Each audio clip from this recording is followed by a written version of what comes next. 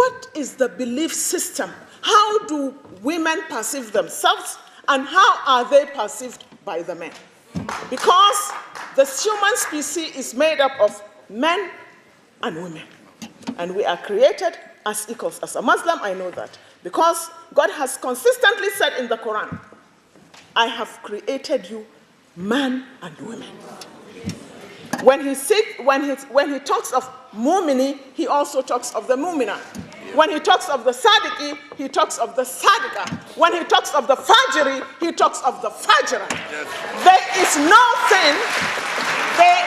nothing like women's hell or men's heaven. We all go together on the mercies of Allah. Yes. So let us be under no illusion. Men normally perceive women as irrational, apolitical, emotional, incapable of taking right decisions. But then I ask, for God's sake, if we are irrational and we are incapable of taking rational decisions, in fact, some people go to the extreme as saying that women are mad people. I ask this question: what constitutes the children of mad women? The men. Mad men. What you have are mad men. Because good begets good and bad begets bad.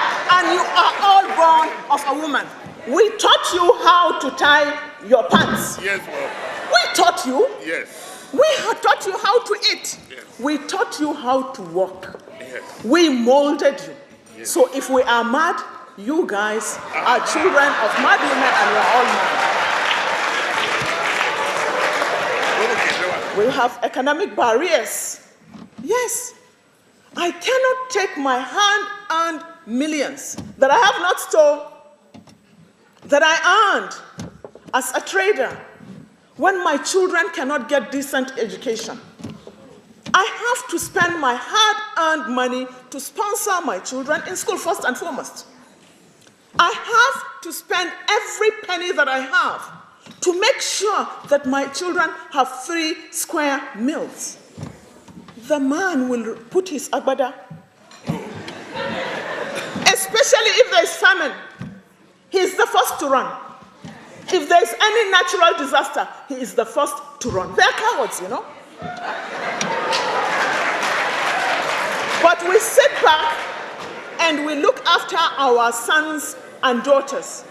This brings me to the other impediment to our involvement in politics. That is the manipulation of religion. They have manipulated religion.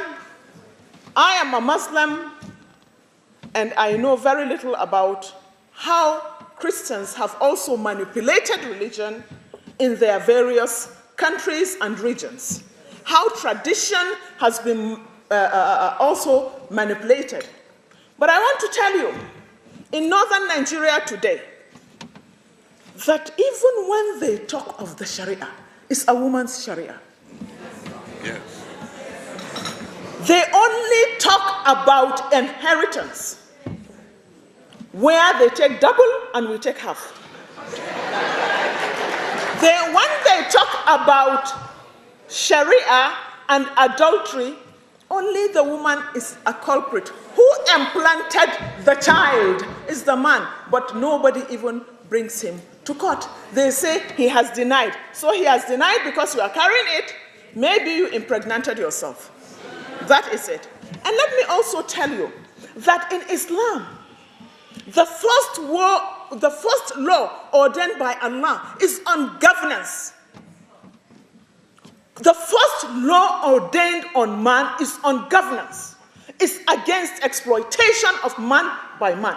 When God created the heavens and the earth, according to the Quran, he sat on his throne and he made the first law that he has denied himself the right to oppress.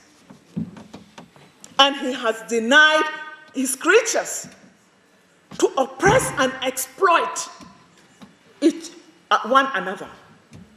Did you ever hear them talking about stealing public?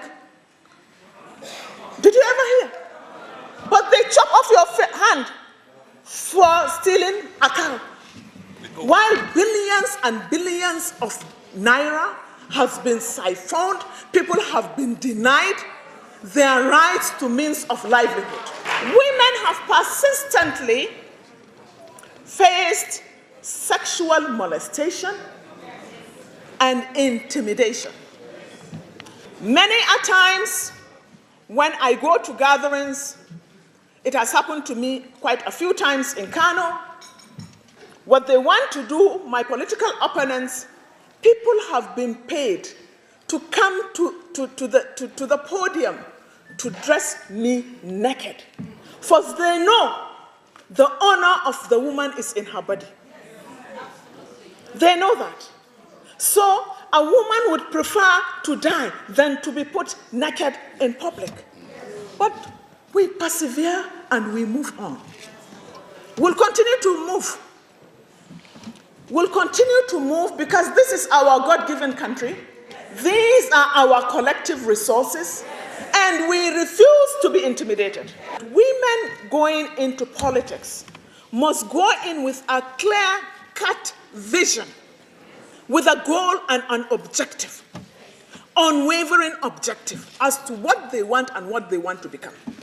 Because if you start to behave like the men, you'll end up in the dustbin before you even know it. They go into politics for personal aggrandizement, to serve their egos, in most cases. I'm not saying all, but most of them do.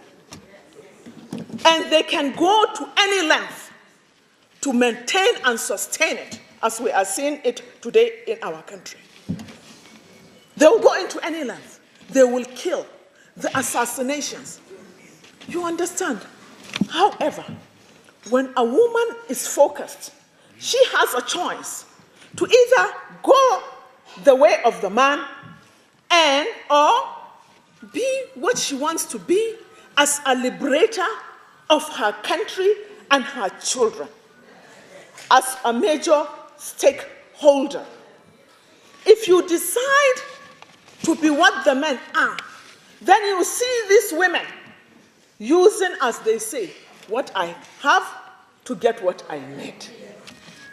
I came home from Zaria, where I went to check my results, and I stopped by at my mother's place.